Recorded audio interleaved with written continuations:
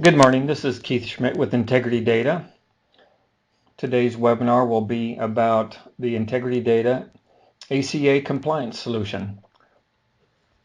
So let's dive into the nuts and bolts here about just what is this ACA law, what's required, and what does our software do in these regards. So the key thing here, this is a copy of the 1095C that you see here. And as you can see, I'm going to slide my bar over just a second here. So as you can see, the report is really a monthly report. Although it's only uploaded at the end of the year and distributed to the employees at the end of the year, the determinations are monthly. And you can see down here in the Safe Harbor section here, we got 2D coming across here and then 2B coming across here. Now, if you are using GP, you have to manually, get these codes correct and change them every month on all the employees. With our system, we automatically determine based upon your payroll data each month, so you don't have to do anything in regard to tracking these codes, and it's all based on, we've automated that whole process, so you don't have to really think about it. You just have to really offer the insurance. And we'll get into all that here in just a minute as we go on. But the key thing here I want you to see is this is really a monthly determination, a monthly reporting that is summarized annually on that. It's not like the W-2s where you're just summarizing your yearly totals. There's actually some changes that take place and can take place during the year that will have to be tracked. And so that's different about the ACA reporting. So some companies think they can just wait until January 31st, or in this case February 1st, 2016, because it falls on a Sunday, and just print this report. But that's not the case with ACA and with the IRS. So what an employer must do overall and when?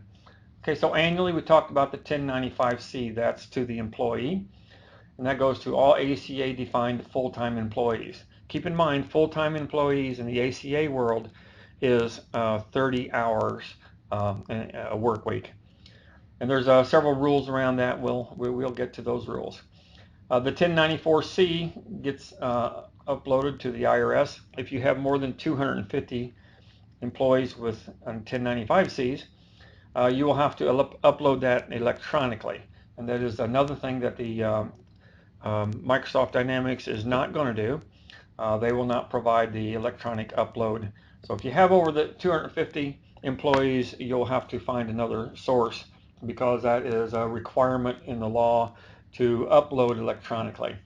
Also annually, you'll have to determine your ALE status. So if you're on the borderline, next year between 50 and, maybe you're at 51 this year, or 52 or 3, you're going to have to provide 1095C and 1094C.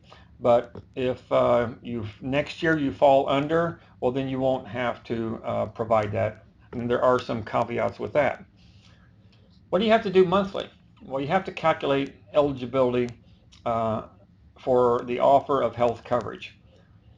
So the rules are you have to average 130 hours in a month, and you have to offer that coverage. There is a averaging method, which we'll get to that in a minute, but these are the basic rules. You also have to track the cost of the coverage offer and track whether that's affordable coverage based upon the IRS rules, and that's at the employee level. Then continuously you have to track every employee's hours of service. Now, you notice I said hours of service and not work hours. There's a difference. It's not just paid hours, but it's hours of service. So typically we would think of paid hours as being, vacation time, a holiday, sick time, etc., as well as their regular hourly pay code, or their salary code would be what you would consider as work hours. But in the ACA world, no. Yeah, they're not going to do that. They're also going to require you to track unpaid hours of service. Those would be jury duty. You don't have to pay for jury duty or military deployment or FMLA, but you do have to track the hours that they are taken, because that counts toward the totals for your averages to determine whether they're full-time or part-time on that. So that's a distinguishing difference in the ACA world.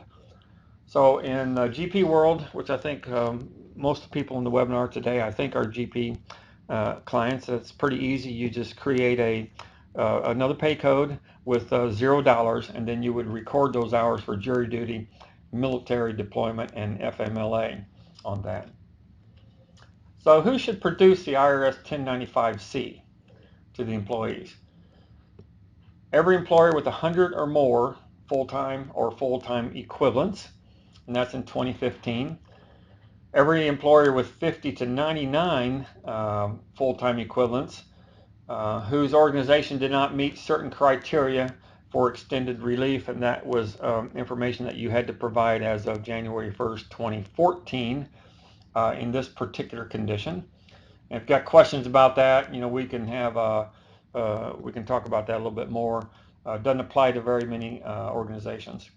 Also, every employer who is self-insured, regardless of how many employees. If you're self-insured, you got 5 employees, you have to submit to the ACA world of regulations. And then starting in 2016, every employer with 50 or more full-time employees or full-time equivalents. And that's how the law was written originally. They gave you in 2015 some little leeway there for 100 or more to get this thing rolled out and get it going. Every employer who is self-insured also, again, regardless of the number of employees. So who should get the IRS? Who should get IRS Form 1095-C? Okay, so this getting down into the nuts and bolts a little more here. Every employee whose hours of service, not work hours, total 130 in any month of the calendar year, and that's using the monthly measurement period. So ACA regulations provide 2 measurement periods. One's a monthly measurement period, and the other one's a look-back measurement period. So the monthly measurement period says any month during the year that you total